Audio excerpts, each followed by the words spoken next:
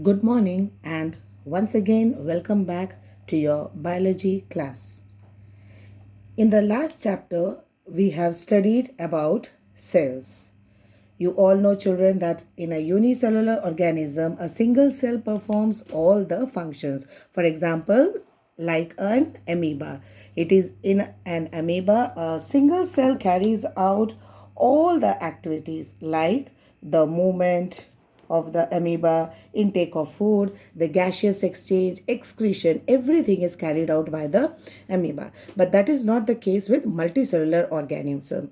Multicellular organisms, they have got millions of cells, and as you all know, these cells are all specialized to carry out specific function. Okay, specific functions are carried out by specific cells now, and these functions are taken up by a group of different cells. And so this group of cells will carry out only a particular function. For example, you all know that, like for example, muscle cells. What do the muscle cells do? The muscle cells contract and relax to cause movement. The nerve cells, it carries messages. The blood flows to transport oxygen, food, hormones, and waste materials. So, and in plants, the vascular tissues. What are the vascular tissues? The vascular tissues like xylem and phloem. They conduct food and water from one part of the plant to the other part. So in the previous chapter, I explained you about division of labor. Okay. So this is division of labor. That means the cells which are specialized for performing one functions, they are usually grouped together. That means that a cluster of cells, that means a group of cells, they carry out a particular function. And what are this cluster of cells called? These cluster of cells are called the tissue. Okay, and they for example, the blood, phloem. Okay, blood is an example of a tissue. Phloem is an example of a tissue. The muscles, they all are examples of tissues. So what is exactly tissues? You all have already studied about tissues, that a tissue is a group of cells that are similar in structure, and they work together to achieve a particular function.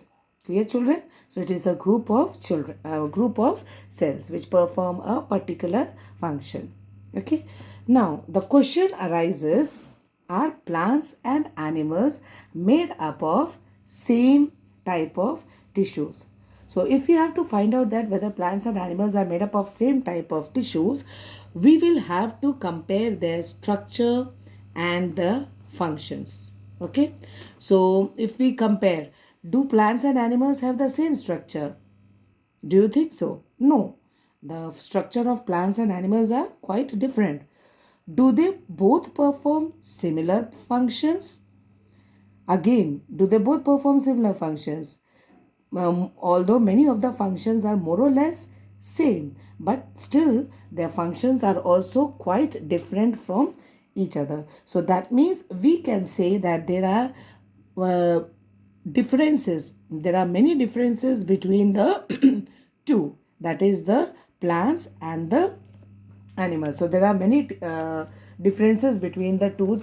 So we will see what are these differences. Okay, among the plants and the animals. What are the differences in plants and animals? See, first of all, children, you all know very well that plants are fixed. They are either stationary or they are fixed. They do not move. Whereas animals, you all know that animals can move.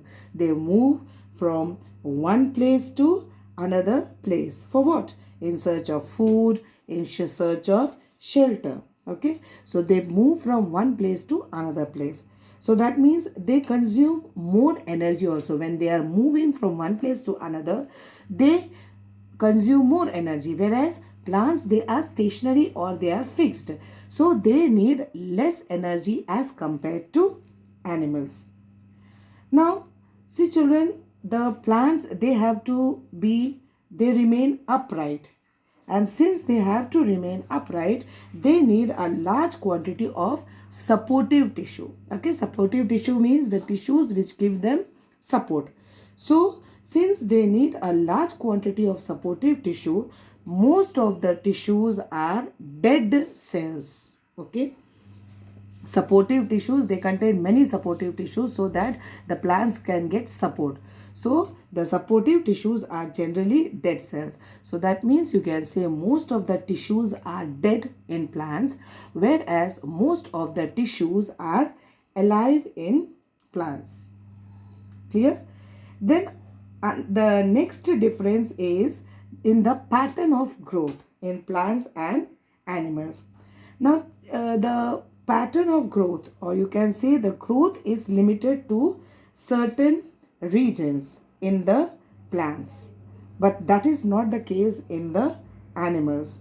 In animals, growth is seen in every part.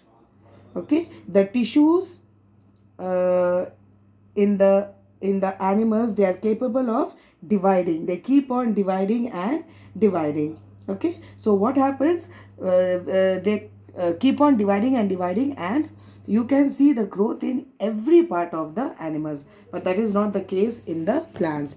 The growth is limited to one particular regions. Okay, so sometimes what happens, there are some tissues in plants which keep on dividing their lifelong. Okay, throughout their life it keeps on dividing, and these tissues are specific to certain regions. About this we will study in detail in the coming classes.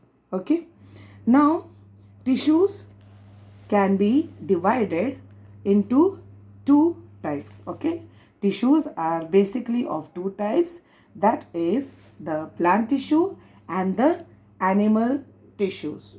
Okay, about animal tissues I tell you later. First we will start with the plant tissues. Now again, plant tissues are also further divided into two categories. The first one is the meristematic tissue, and the next one are the permanent tissues. So children, we will study about meristematic tissues and permanent tissues in detail. In the next class, I will start with the meristematic tissues. Till here, please read the chapter properly, and if you have any doubt, you can contact me. Thank you, children.